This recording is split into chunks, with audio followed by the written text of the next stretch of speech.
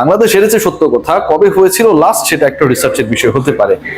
অসংখ্য দর্শক, gallery packed, বাংলাদেশের জয়ের অপেক্ষা, এবং একটা সময় মনে হচ্ছিল যে বাংলাদেশ এই লো স্কোরিং ম্যাচ টি-20-তে আপনি 103 রানের টার্গেট দিয়েছেন এবং এই 103 রান নিউজিল্যান্ড করবে 15 ওভারের মধ্যে, সেটা ম্যাচ শুরুর আগে অন্তত নিউজিল্যান্ডের ব্যাটিং ইনিংসটা শুরু হওয়ার আগ পর্যন্ত মনে হচ্ছিল এটা কোয়াইট গেটেবল। কিন্তু যখন বাংলাদেশ দ্বিতীয় ওভারে বোলিং ইনিংসের দ্বিতীয় ওভারে পদার্পণ করলো, শরীফুল ইসলাম 1 ওভারে 2 উইকেট নিলেন। 5 ওভার শেষে নিউজিল্যান্ডের স্কোর দাঁড়ালো 33, উইকেট নেই 4টা, যার 3টাই নিয়েছেন শরীফুল ইসলাম। ঠিক তখন মনে হচ্ছিল যে বাংলাদেশ হয়তো এই লো স্কোরিং ম্যাচটাও নিজেদের করে নেবে। ওয়েদার ঠান্ডা আজকে, অনেকেই তাদের শীতবস্ত্র বের করে মোটামুটি ঠান্ডা নিবারণের চেষ্টা করছেন, এবং শরীফুলের বোলিং এ আজকে ব্ল্যাক ক্যাপ ব্যাটারদের সেই কাঁপুনিটাও যেন শুরু হয়ে গিয়েছিল, কিন্তু এরপরে আর না। 4 উইকেটে 33 থেকে শেষ পর্যন্ত তারা জয় নিশ্চিত করলো 20 বল হাতে রেখে, এবং যে দুজন ব্যাটার সেই সময়টা উইকেটে ছিলেন তাদের কেউ আর আউট হলেন না, কাউকে আর আউট করা গেল না। অথচ শরীফুল প্রথমেই বলছিলাম যে প্রথম ওভারেই 2 উইকেট নিয়ে নিলেন তার।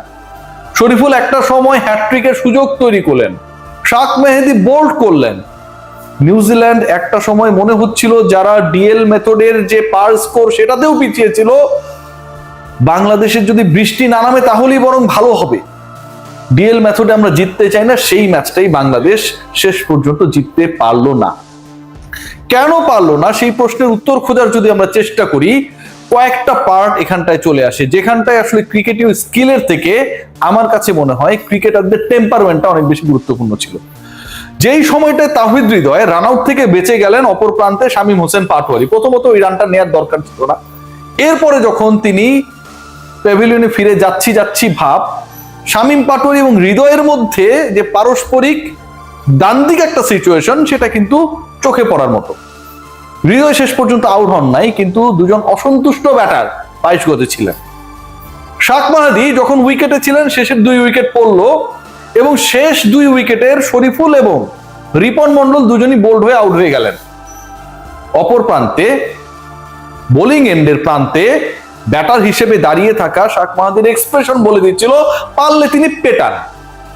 যদি আপনি মনে করেন যে আপনি শেষ স্বীকৃত ব্যাটার, তাহলে আপনি কেন এমন কাউকে স্ট্রাইকে আনবেন যার উপর আপনার ভরসা নেই? এমন কারো উপর কেন ভরসা করার চেষ্টা করবেন যে সে সিঙ্গেলস নিয়ে আপনাকে স্ট্রাইক দেবে? আপনি যদি মনে করেন যে আপনার ওখানটায় রান হওয়ার মতো অবস্থা নেই, আপনি সেই রান নিতে গিয়ে যদি রান আউট হন, আপনি অপর প্রান্তের ব্যাটারের উপর কেন ক্ষিপ্ত হবেন? অনেক উন্নত ক্রিকেট বিশ্বের দেশের খেলা যখন আমরা দেখি, একটা ম্যাচেই এতগুলো মেজাজ হারানোর ঘটনা একসাথে দেখা যায় না। আজকে যেটা দেখা গেছে ড্রেসিং রুমের মধ্যে কিংবা ক্রিকেটারদের মধ্যে, অনেক বেশি দলীয় চিন্তার থেকে ব্যক্তিগত চিন্তা, অপর ক্রিকেটার কিংবা অপর প্রান্তের ক্রিকেটারের প্রতি তাদের যে আসলে ন্যূনতম শ্রদ্ধাবোধ, রেসপন্সিবিলিটির জায়গা থেকে একজন ক্রিকেটার প্রায় 20,000 দর্শকের সামনে খেলছে, কোটি মানুষ টেলিভিশনে খেলা দেখছে, ইরেসপন্সিবল যে অ্যাক্টিভিটিটা ছিল, সেটার আমার কাছে মনে হয় যে একটা প্রতিফলন ঘটেছে আজকের ম্যাচে বাংলাদেশের পরাজয়ের মধ্য দিয়ে। আজকের খেলাটা যদি আমরা দেখি, তাহলে এই ম্যাচে বাংলাদেশের ব্যাটিং ডিপার্টমেন্ট নিদারুণভাবে ব্যর্থ হয়েছে, এবং এই ব্যর্থতার দায়ভারটা আসলে আপনি কাকে দেবেন? আপনি তাওহিদ হৃদয়কে দিবেন, যিনি এত সুন্দর একটা ইনিংস খেলার পথে যখন রান আউটের কাটা পড়ার একটা সিচুয়েশন হলো, তারপরে আবার জীবন পেয়ে তিনি প্যাভিলিয়নে ফিরে গেলেন, কিন্তু সেটাকে কাজে লাগাতে পারলেন। সাইফ হাসান আরো একবার ব্যর্থ হয়েছেন, এদিন তিনি করেছেন 11 বলে 16। ডেফিনেটলি এটা তার কাছ থেকে আমাদের রিকোয়ারমেন্ট না। 145 স্ট্রাইক রেটটা দেখতে সুন্দর লাগে, কিন্তু সাইফের কাছ থেকে এক্সপেকটেশনসটা আরো বড় run. Partner Tanzid Hasan Tamim test দলে চান্স পাওয়ার পর থেকে যেন টি-20 কেও টেস্ট মনে করছেন। 10 বলে 6 রান করেছেন, 60 স্ট্রাইক রেটে ব্যাট করেছেন। কার্টেল ওভারের ম্যাচ হচ্ছে, প্রায় 2 ওভার তিনি নিজেই খেলে ফেলেছেন। লিটন কুমার দাস আক্ষেপের নাম, এবং কেন আক্ষেপ সেই ব্যাখ্যাটা আমি করেছি। পারভেজ হোসেন ইমন ভেরি ফার্স্ট বলে যেভাবে তিনি একটা কি বলবো, মানে প্রি ডিসাইডেড শটও বলতে পারি, আবার হচ্ছে কনফিউজ শটও বলতে পারি, খেলে আউট হয়ে চলে গেলেন। বাংলাদেশের জন্য, বাংলাদেশের ব্যাটিং ইনিংসের জন্য এটা একটা বড় সেটব্যাক ছিল। কিন্তু বাংলাদেশ ম্যাচ হেরেছে যেই জায়গাটায়, বাংলাদেশ ম্যাচ হেরেছে কিছুটা নিজেরা অ্যারোগেন্স শো করে। আজকে যেভাবে 22 গজের মধ্যে ক্রিকেটাররা নিজেদের মধ্যে বারবার ভুল বোঝাবুঝির শিকার হচ্ছিল, একজন ক্রিকেটার আরেকজন ক্রিকেটারের উপর নিজের রাগ উগরে দিচ্ছিল, এবং আরেকটা জায়গায় ওভার কনফিডেন্সের কারণে বাংলাদেশ হেরেছে। সেই জায়গাটা কোথায়? দেখুন, আপনার দলে একই সাথে তাসকিন নেই, মুস্তাফিজ নেই, নাহিদ রানা নেই, হাসান মাহমুদ নেই। বাংলাদেশ এত বড় দল হয়ে গেছে টি-20-র ভাবখানা এমন যে আমি রিপন মন্ডল, সাকলাইন আর সাইফুদ্দিনের উপর ভরসা করলে এরা আমাকে ম্যাচ জিতিয়ে দেবে। আসলে কি তাই? বাংলাদেশের বোলিং ডিপার্টমেন্ট যে কয়েকজনের নাম বললাম, এদের ছাড়া যে কতটা ফুতুরে আজকে সেটা প্রমাণ হয়েছে। কারা ভালো বল করেছেন? দুজন বোলার ভালো বল করেছেন, they were the wicket takers. একটা হচ্ছে শরীফুল যতক্ষণ বল করেছেন ততক্ষণ মনে হচ্ছিল বাংলাদেশ জিতবে। আরেকজন ইকোনমিক্যাল ছিলেন শাক মেহেদী। এর বাইরে যারা বল করেছেন, সাইফুদ্দিন একটা ওভারই বল করেছেন, কিন্তু তার বল দেখে মনেই হচ্ছিল যে তিনি কোনো মতে 6টা বল শেষ করতে চান। সাইফুদ্দিনের বলকে দেখে মনে হইতেছিল যে কেউ এই বলগুলো ফেস করতে পারবে। রিপন মন্ডল, এই যে এত হাইপ, এত আলোচনা, এত স্বপ্ন, বাট বাস্তবতার ক্ষেত্রে রিপন মন্ডল এখনো সেই লেভেলটা অ্যাচিভ করতে পারেনি, সেই লেভেলটা পৌঁছাতে পারে নাই। ভেরি ট্রু, শুনতে খারাপ লাগলেও, যে আসলে আমরা আমাদের মুস্তাফিজকে, নাহিদ রানাকে, হাসান মাহমুদকে, তাসকিন আহমেদকে, তাদের সবাইকে বিশ্রামে অথবা অন্য কোনো অ্যাসাইনমেন্টে রেখে একটা ইন্টারন্যাশনাল ম্যাচ রিপন মন্ডলের মতো বোলারের উপরে ডিপেন্ড করতে পারে। আমি ছোট করছি না। আপনি একই সাথে আপনার পেস ডিপার্টমেন্টের 3 জনের মধ্যে শুধু একজন এক্সপেরিয়েন্স ক্যাম্পেইনার রেখেছেন, ইন্টারন্যাশনাল ম্যাচ খেলছেন, আপনি নিউজিল্যান্ডের বিপক্ষে খেলছেন, 1-0 এগিয়ে রয়েছেন, 2-0 হারানোর সুযোগ রয়েছে। সেই সময়টায় যখন এরকম একটা 11 করা হয়, আমার কাছে সেটাও প্রশ্নবিদ্ধ মনে হয়েছে।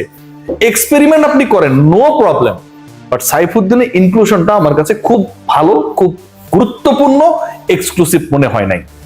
সো একটা দল যখন এরকম একটা ম্যাচে 15 ওভারও খেলতে পারে না, একটা দলের মধ্যে, ক্রিকেটারদের মধ্যে পারস্পরিক সম্পর্কের ঘাটতির জায়গাটা যখন গ্যালারির দর্শক থেকে টেলিভিশনের দর্শক, সাংবাদিক সবার কাছে উন্মোচিত হয়ে যায়, একটা দল যখন এতটাই স্যাটিসফাইড হয়ে যায় যে আমার সাইফুদ্দিন এবং রিপন মন্ডলরাই ম্যাচ জেতানোর জন্য যথেষ্ট কার্যকরী বোলার, তাদেরকে রাখলেই চলবে, আর অন্য কারো না থাকলেও চলে, একটা দল যখন এরকম একটা স্টার্ট পাওয়ার পরও সেটাকে কন্টিনিউ করতে পারে না, যখন 5 ওভারে 4 উইকেটে 33 রান নিউজিল্যান্ড, তারপরে আমরা একটা উইকেটও ফেলাতে পারি নাই, ঠিক তখন আপনার দলের দুর্বলতম জায়গাগুলো সামনে চলে আসে। তারপরও thanks goes to Shoriful Islam, the way he bold.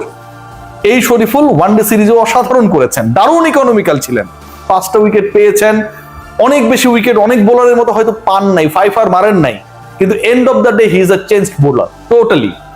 আজকের ম্যাচেও শরীফুল যেভাবে এই নিরামিষ ম্যাচটাকে এক্সাইটিং করার চেষ্টা করেছিলেন, যেভাবে বল করেছেন, টানা 3 ওভার বল করে তার স্পেলটা শেষ হয়ে গেছে, কিছু করার ছিল না হয়তো, তার কাছে যেই প্রত্যাশা ছিল সেটা তার মোর দ্যান তিনি ডেলিভার করেছেন। বাট পুরো দলের, পুরো থিঙ্ক ট্যাঙ্কের, সিলেকশনের আজকের ঘাটতি চোখে পড়েছে।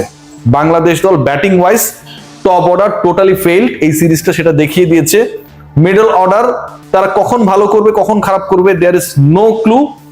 এবং লোয়ার মিডলের যে সিচুয়েশনটা, সবাই গিয়ে যেন মারতেই যায়, এবং একই সাথে একজন স্বীকৃত ব্যাটার, তিনি যে স্ট্রাইক রোটেট করে রয়েছে আর 1-2 ওভারে খেলা, বোলারদেরকে স্ট্রাইকিং প্রান্তে দিয়ে বিশাল এক্সপেকটেশন করেন যে অপর প্রান্তে মারভান আতাপত্য আছে, সিঙ্গেল নিয়ে আমার দিয়ে দিবে, এটাও একটা ভুল চিন্তা। এন্ড অফ দ্য ডে আমার কাছে মনে হয় ইটস আ লেসন, এবং বাংলাদেশের পরবর্তী টি-20-র পথ চলায় আজকের পরাজয়টা এক্সপেরিয়েন্স হিসেবে কাজ করবে।